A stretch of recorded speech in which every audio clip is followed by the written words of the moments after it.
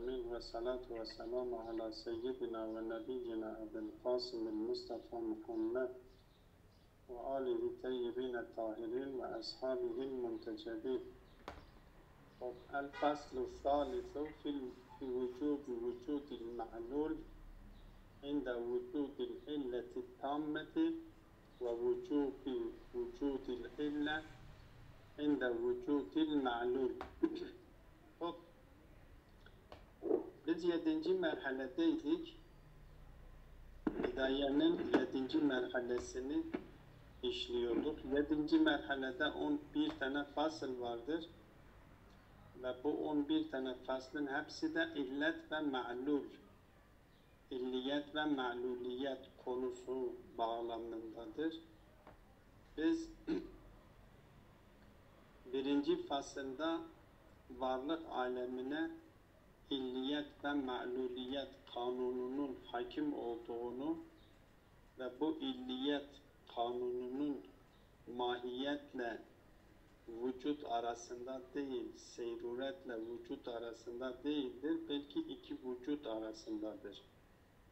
Yani illet vücut veriyor, ma'lul de vücut oluyor. Mahiyet zihinseldir, itibaridir. Dışarıda illet ile ma'lul arasındaki ilişki vücutsaldır, mahiyetsel değildir. O birinci fasılda biz bu konuyu işledik. Yani illiyet ve ma'luliyet kanunu hakimdir ve bu kanunun hakim olduğunu ispatladı. Ondan sonra geldi, dedi ki bu kanun illet ve ma'lul kanunu ya illiyet ve ma'luliyet kanunu vücutsaldır, mahiyet üzerinden değildir. Çünkü mahiyet zihinsel ve itibaridir. İkinci fasılda geldik. Biz illetin kısımlarını saydık. İllet kaç kısım olabilir? 6 kısım zikretti. İlleti tamme, illeti nakıse, illeti vahide, illeti ketire, illeti basite, illeti mürekkebe, illeti karib, illeti ba'id, illeti dahili, illeti harici, illeti hakiki ve illeti muidde. Bu kısımlarını, bu illetin bu kısımlarına işaret etti. Ama aslında illeti tam ile illeti nakısse meselesidir. Aslında mesele burada illeti tam meselesidir. Bu üçüncü fasılda da geliyor illeti tamme ile illeti tamme ile ma'lul arasındaki gereklilik üzerinde duruyor. Zaten bu gereklilik meselesi eğer biz illet için zikretmiş olduğumuz o tarifi dikkate alırsak, illet ile ma'lul arasındaki ilişki, illet ile ma'lul arasında gereklilik, illet-i tamme ma'lulu gerektiriyor. Ma'lulun var oluşu da illet-i tammeyi gerektiriyor. Yani bu gereklilik her iki taraftandır. Bu fasılda bu gerekliliği bir İslam felsefesinde filozoflar tarafından, Müslüman filozoflar tarafından bu konu hakkında getirilmiş olan bir açıklamayı ilk önce sunuyor ve ondan sonra geliyor Mulla Sedra'nın Esaletül Vücud teorisi üzerinden Mulla Sedra'ya has olan bir anlatımla illet ile ma'lul arasındaki o gerekliliği üzerinde durup onu açıklamaya çalışıyor.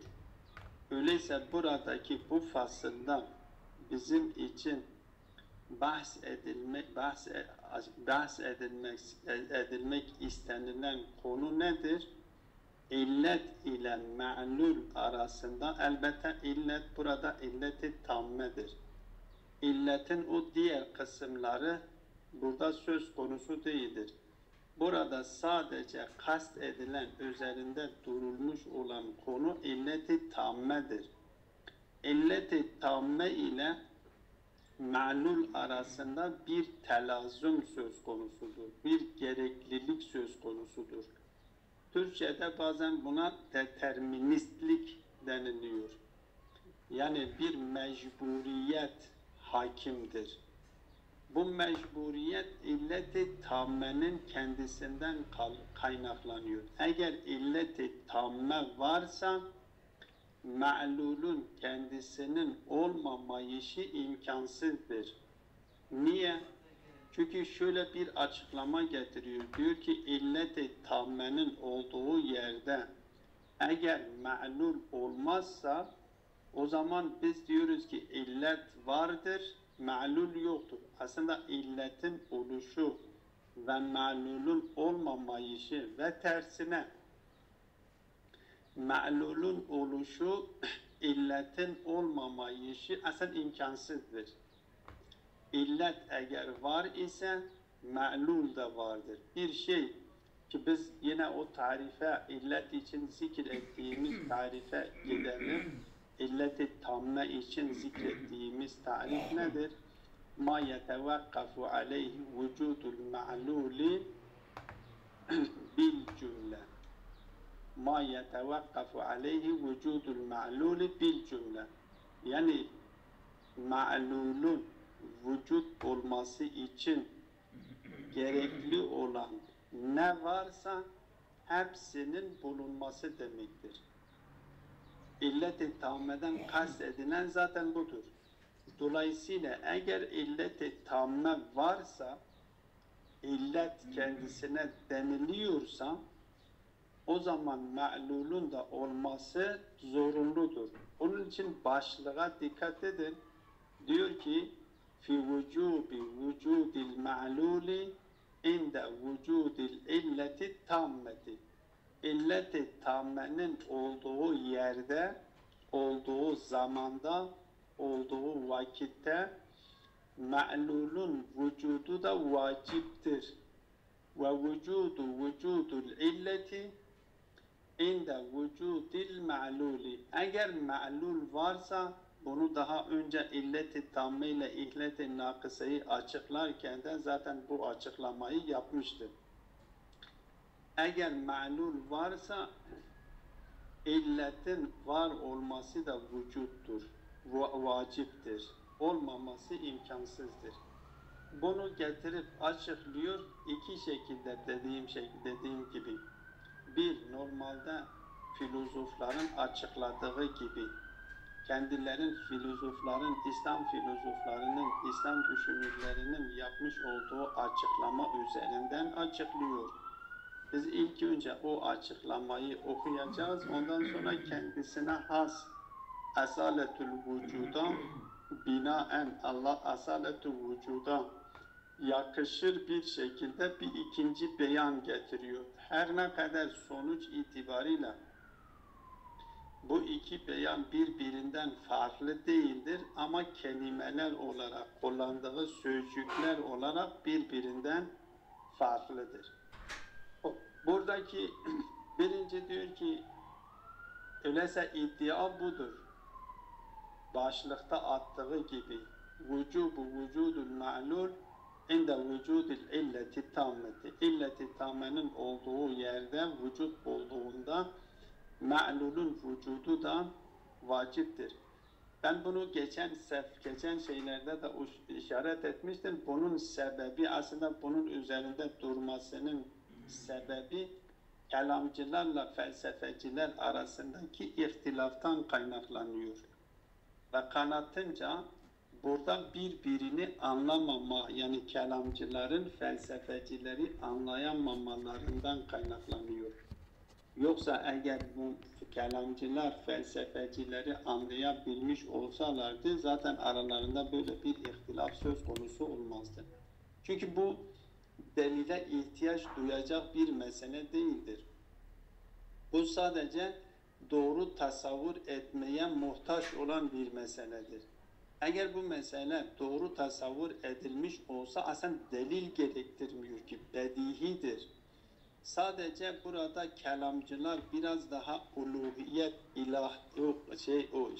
teolojik meselesi, Allah üzerindeki o anlayışlarından kaynaklanan bir durumdan dolayı sanki onlara göre sanki şey olmuştur. Sanki kelamcılar Allah'tan iradeyi selbediyor ve Allah'ı mecburiyete mahkum ettiriyor neticesini aldıklarından dolayı felsefecilere karşı çıkıyorlar ki geçenlerde işaret etmiştim, dedim aslında bunu eğer kelamcılar bunu dikkat etmiş olsalardı ve illet-i tamme denildiği zaman Zat-ı Bari Teala'nın iradesi de cüz'ül illedir. Yani eğer irade gerekli ise, irade olmamışsa o illet-i tamme olmuyor.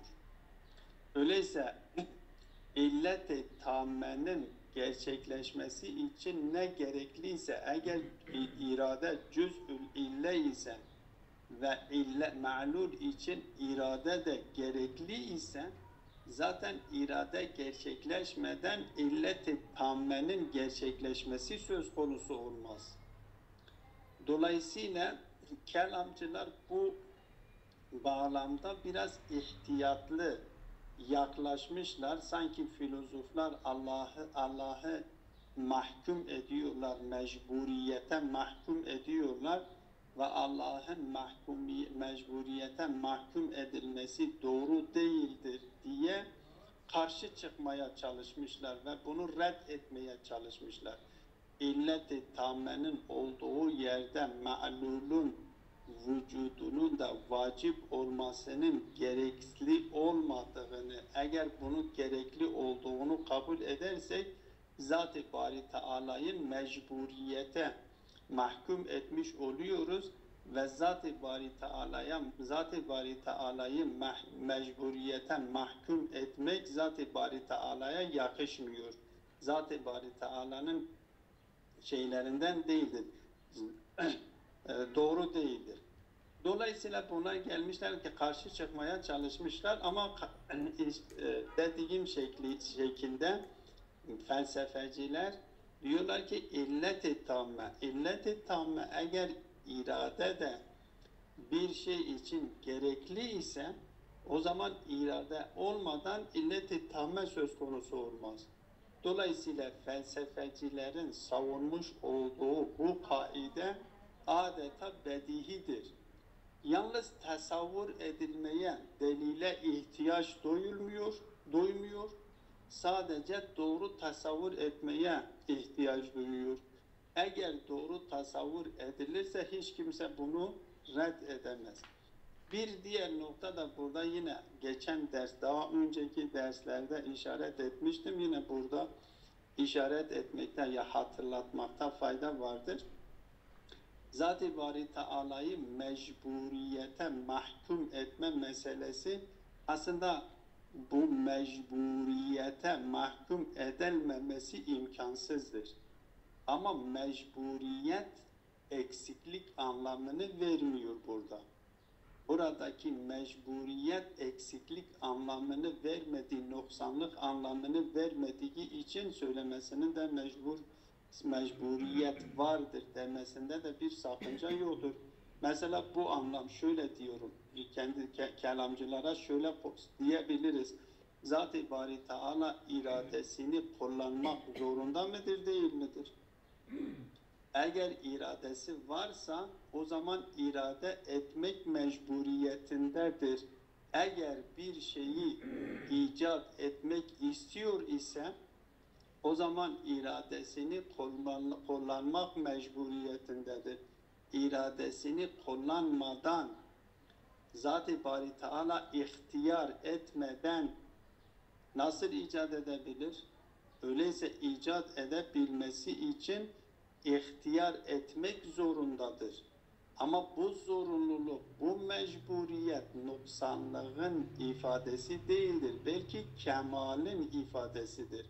Yani her yerde mecburiyet noksanlık anlamını vermiyor. Belki bazı yerlerde mecburiyet kelimesi kemali ifade ediyor. Bunu da karıştırmamak lazım, bunu da unutmamak lazım. Hop. Şimdi felsefecilerin açıklaması, zaten fazla öyle bir şey de yoktur. Açıklamasını okuyalım, ondan sonra Molla Sadra'nın kendi kendi açıklamasına geçelim. Diyor ki اِذَا كَانَتِ الْاِلَّةُ تَامَّةُ مَوْجُودَةً وَجَبَ وُجُودُ مَعْلُولِهَا وَجَبَ وُجُودُ مَعْلُولِهَا. Hop, illet-i tamme. Dikkat edin, illet-i tamme deniliyor. İllet-i nakise zaten olduğu yerde ma'lulun vücut bulması da imkansızdır. Ma'lulun varlığından illet-i tammenin varlığına gidiyoruz. Ama ma'lulun yokluğundan biz illet-i nakise var mıdır yok mudur biz bilmiyoruz. Buradaki kendisinin özellikle vurgulamak istediği şey illet-i tammedir, illet-i nakise değildir. İzâ kânetil illetu tammetu mevcudeten. İlleti tamme mevcud olursa, illeti tamme nedir? İlleti tamme ma'lulun vücut olması için gerekli olan her şeyin var olmasıdır. Ma'lulun vücut olması için ne gerekliyse hepsinin olmasına illeti tamme deniliyor. İzâ kânetil illetu tammetu mevcudeten. İlleti tamme oldu. Vecebe vücudu ma'luliha. Ma'lulunun vücut olması da vaciptir. Yani Zat-ı Bari Teala'yı illet-i tamme olarak düşünürsek, irade etmesi de illet-i tammenin bir cüz'üdür. O illet-i tamme gerçekleşti, yani Zat-ı Bari Teala irade etti. İrade ettiği zaman onun ma'lulun gerçekleşmemesi imkansızdır. Ve illa caze ademuhu ma'a vücudiha. O zaman eğer biz ma'lulun vücut olduğunu, vacip olduğunu kabul etmezsek, o zaman diyoruz ki illet vardır, illet olduğu halde ma'lul yoktur. Bunun lazimesi nedir? Ve lazimuhu tahakkuku ademil ma'luli li ademil illeti min duni illeti. O zaman ademul ma'lul vardır, ma'lul yok. Ama li ademil illet min duni illet, illet olmaksızın, çünkü biz eğer hatırlarsanız biz mahiyet için şöyle bir şey söylemiştik. Demiştik ki mahiyet tasavviyun nisbe ilel vücudi vel ademdir. Musaviyyun nisbeti ilel vücudi vel ademi. Eğer ademi söz konusuysa ademi içinde illet olması gerekiyor. Vücut tarafına kayması için de illet gereklidir. Eğer vücutta kayması, vücut tarafına kayması illet gerekli ise, o zaman ademe kayması da illet gereklidir. Burada manası budur, lazimesi diyor ki tahakkuku ademül ma'lul. Adem ma'lul tahakkuk bulmuş ama li ademil illet olmaksızın. İllet olmaksızın ma'lulun gerçekleştiğini kabul etmiş oluyorsunuz. Min duni illetin illetsiz. Çünkü ademu vücudil ma'lul nedir? İlleti nedir? Ademu vücudul illedir. Adem-i vücudu illettir. Ne için?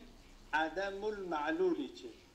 O ademul ma'lul vardır ama ademul illet yoktur. İllet mevcuttur. İllet mevcut olduğu halde o illet vardır. O illeti olmaksızın ma'lul gerçekleşmiş oluyor diyor. Bu da imkansızdır. Bir ma'lulun ister yokluk tarafı olsun, ister vücut tarafı olsun, eğer yokluğu için adem-i illet ise, elbette bu mecazen söylüyoruz. Ben geçenlerde bunu işaret etmiştim. Demiştim ki bunu şu şekilde dese ki, mesela diyelim ki mümkün olan bir varlık mümkündür.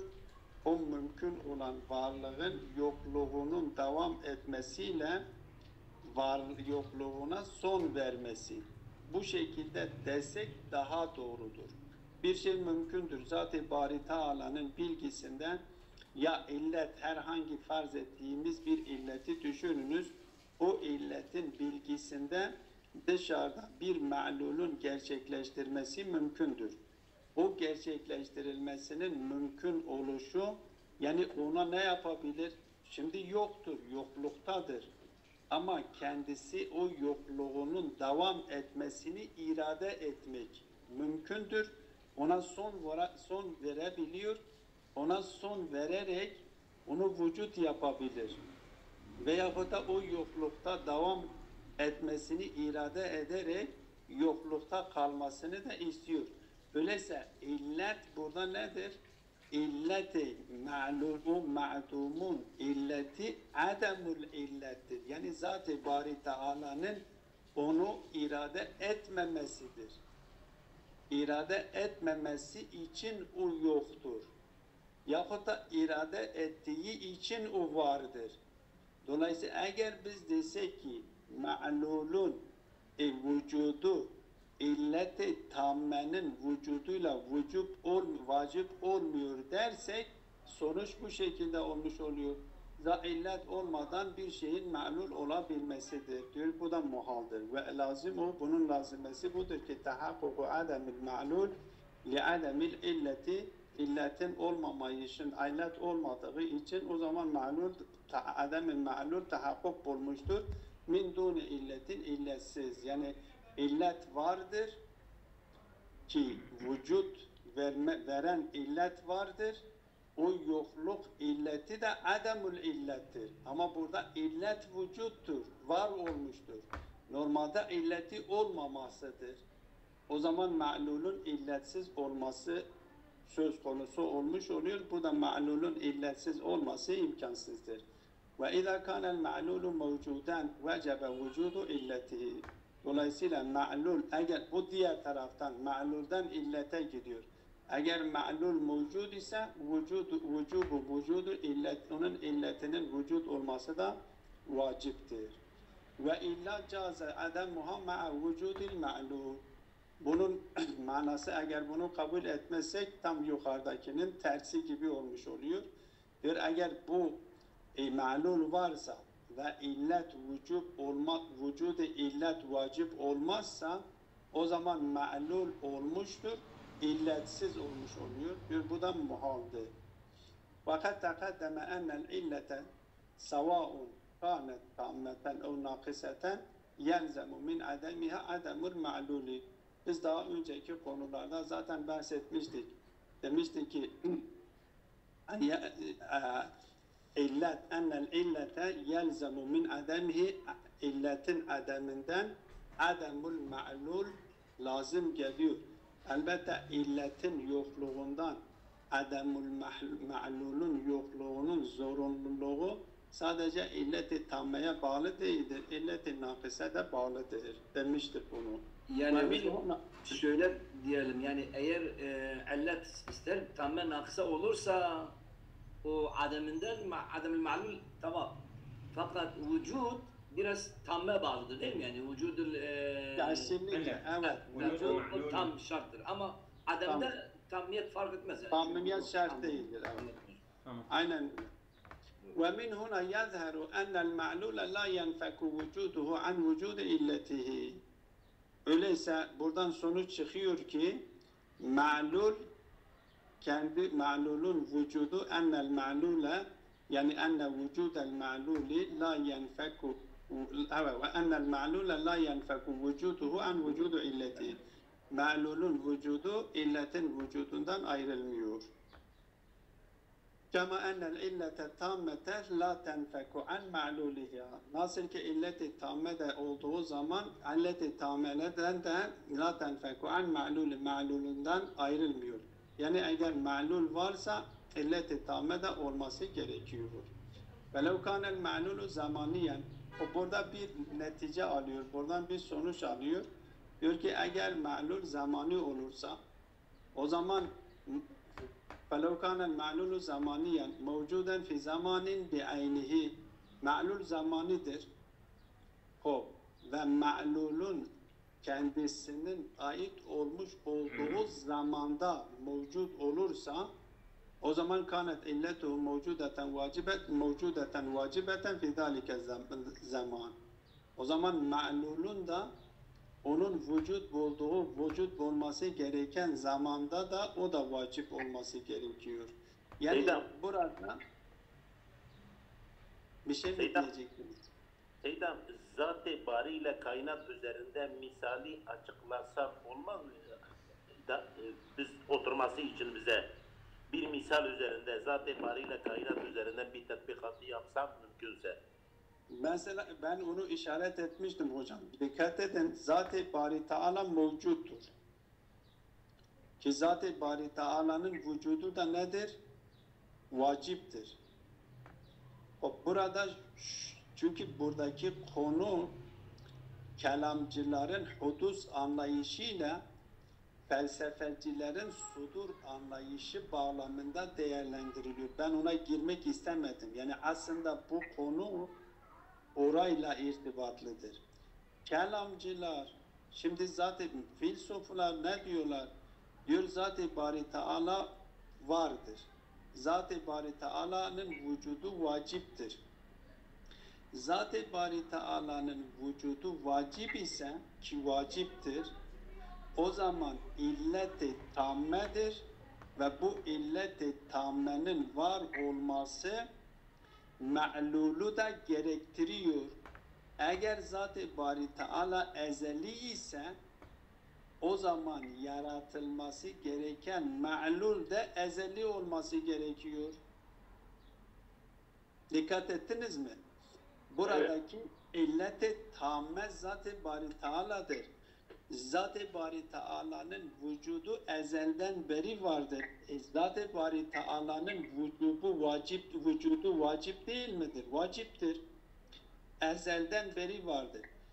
Bir ma'lulun var olması için Zat-ı Bari Teala'nın varlığı yeterli midir, değil midir? Yeterlidir.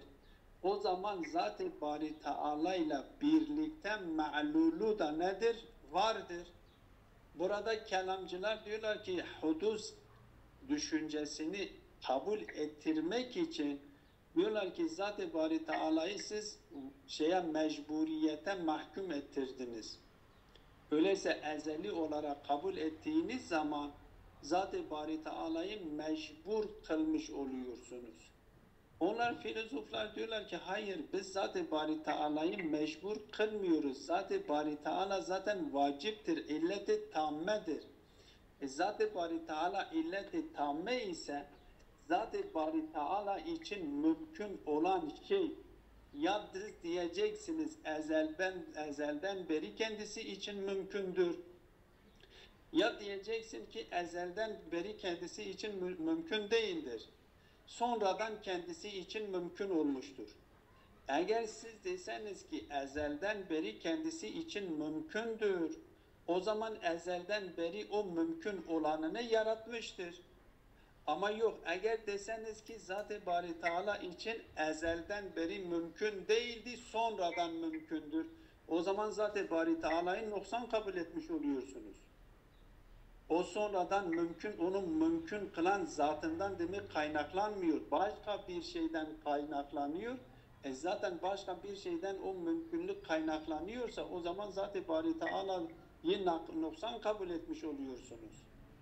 Yani aslında bu konu Zat-ı Bari Teala'nın biz varlıkların ezeli olup olmaması kelamcılarla felsefeciler arasındaki ki hatta İmam Gazali felsefecileri, filozofları tekfir ederken, Tahafetül Felasefe'de tekfir ederken o tekfir ettiği noktalardan bir tanesi de budur.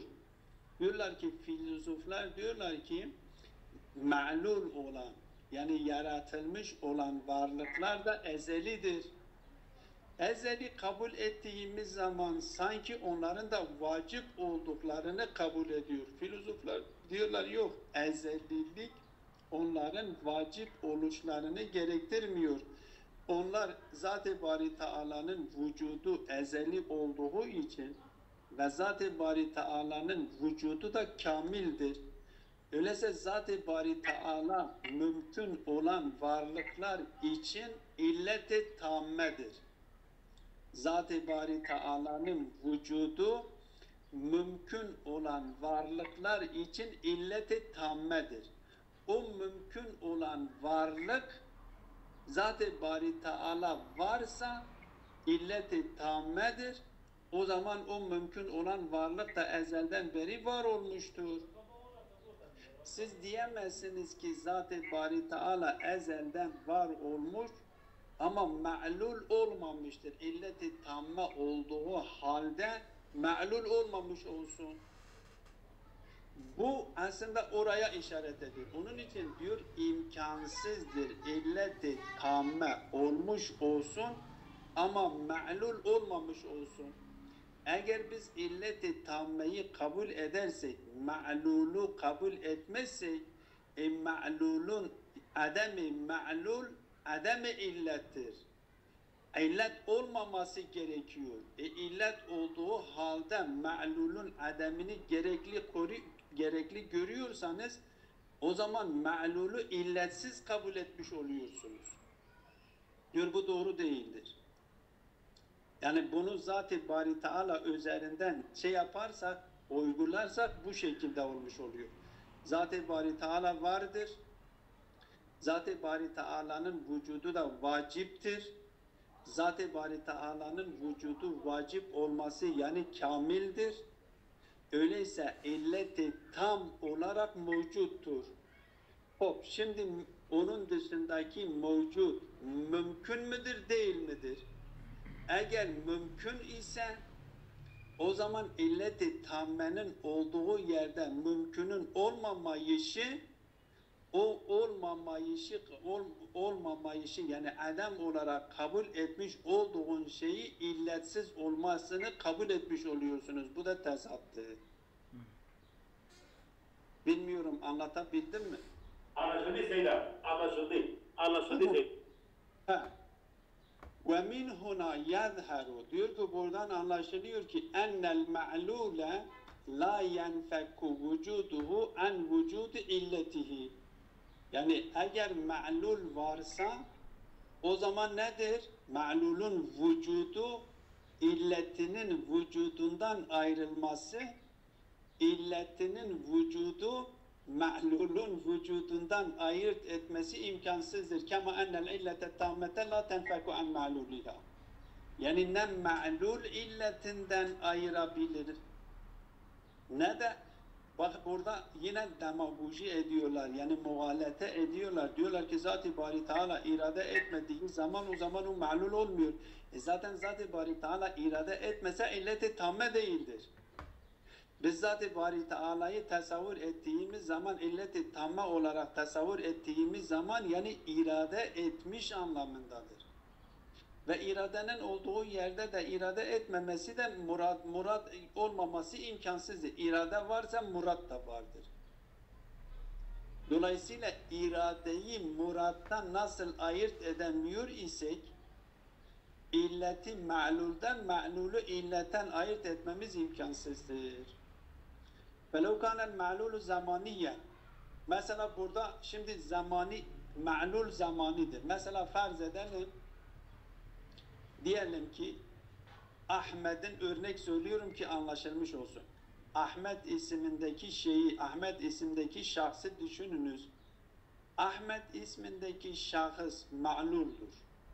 Bu ma'lul da mesela farz edelim ki Ocak ayının birinde 2024'te olması gerekiyor. Zamanıdır da bir zamanda meydana gelmesi zamana hastır. O zaman onun illeti zamanı ise o da zamanıdır. Ma'lul zamanı ise illete zamanı olması gerekiyor. Ve ma'lul zamanı ise illete zamanı olması gerekiyor. İlleti tammesi zamanı. Mesela farz edelim Zat-ı Bari Teala vardır.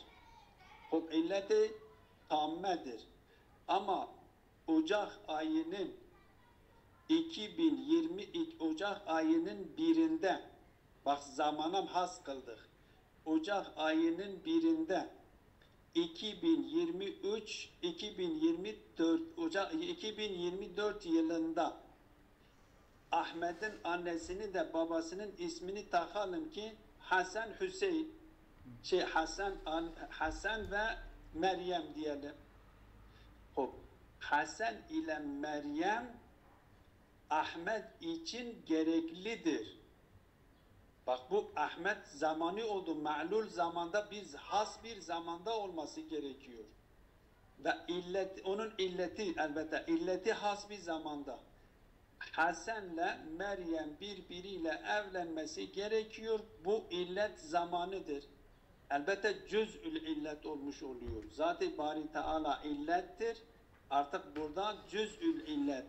Karar budur ki Hasan ve Meryem'den Ahmet meydana gelmiş olsun. Ahmet, Meryem ne zaman evlendiler ve o şartlar oluştu mu o zaman illet-i tamme şekillenmiş oluyor ve o zaman o ma'lulden vücut bulmuş oluyor. Yine illet ile ma'lul birbirinden ayrılmıyor. Dolayısıyla diyor ki وَلَوْ كَانَ الْمَعْلُولُ زَمَانِيًا O Ahmet'i düşününüz ki zamanıdır. Mevcuden fi zamanin bi'aynihi O kendisine ait olmuş olan zamanda vücut bulmuş. O zaman kânet illetuhu mevcudeten vacibeten fi zâlike zaman. O zamanda olması gerekiyor. Biz diyemiyoruz ki Ahmet 2024'te mi dünyaya gelmiş ama annesi diyelim ki farz edelim ki 1800'lerde meydana gelmiştir. Gelmiş geçmiş. Böyle bir şey söz konusu olamaz diyor. Eğer ma'lul zamanı ise ve kendisine ait bir zaman varsa onun illeti de o zamana o illeti ki cüz'ül illet burada oluyor. O illeti de o zamanda olması gerekiyor. Kanet illetu mevcudeten vacibeten fi zalike zaman. O zamanda olması gerekiyor. Aynı zamanda. لِأَنَّ تَوَقُّفَ وُجُودِهِ عَلَى الْاِلَّةِ فِي ذَٰلِكَ zaman. Çünkü onun illetine bağlı oluşu o zamana aittir. فَتَرْجِحُ الْاِلَّةِ لِوُجُودِهِ وَاِفَادَتِهِ لَهُ فِي ذَٰلِكَ zaman. O zaman onun o illet, ne zaman onun vücudunu tercih ediyor ve ne zaman ona vücut vermek istiyor? Kendisinin ait olmuş olduğu zaman. Hangi zamana ait ise illet o zamanda kendisine o vücudu vermesi gerekiyor. Burada bakın dikkat edin. Bu ayrımı yapmamız gerekiyor. Mücerred alemindeki varlıklar yani soyut olan varlıklar, mücerred olan varlıklarda zaman diye bir şey söz konusu değildir. Bir de tedricilik yok. Orada tedricilik yoktur. Bizim içinde yaşadığımız bu zaman ile, mekan ile ifade edilen alem ki içinde yaşadığımız alem ya zaman bağlamında açıklamak zorundayız ya zaman ve mekan bağlamında açıklamak zorundayız. Bu içinde yaşadığımız zamansal ve mekansal olan alemin temel özelliklerinden bir tanesi de tedriciliktir. Bu alemden def'eden bir şey gerçekleşmiyor. Tedrici olarak gerçekleşiyor. Ve zaten tedricilikten dolayı zaman ve mekan söz konusudur. Dolayısıyla diyor ki فَتَرْجِحُ الْاِلَّةِ لِوُجُودِهِ o ma'lulun vücuduna illet tarafından tercih edilmesi ve illet tarafından onun vücudu kendisine ifade edilmesi fizalike zamandır. Yani o ma'lul hangi zamana ait ise o zamanda kendisine o vücudu vermesi gerekiyor. وَلَوْ كَانَتِ الْاِلَّةُ مَوْجُودَةً فِي زَمَانٍ آخَرٍ Eğer illet başka bir zamanda olmuş olursa o zaman nedir? مَعْدُومَةً فِي زَمَانِ وُجُودِ الْمَعْلُولِ Ma'lulun zamanında ne olmuş oluyor? Ma'dum olmuş oluyor. وَالْاِفَادَةُ قَائِمَةٌ بِوُجُودِهَا İfade kime kaimdir? Afwan. Şimdi orada cümleyi bitirinceye kadar nasıl ben anlamadım. İbareyi bir daha söyleyelim hocam. وَلَوْ كَانَتْ الْعِلَّةُ Böyle cümleyi tam bitirelim mi?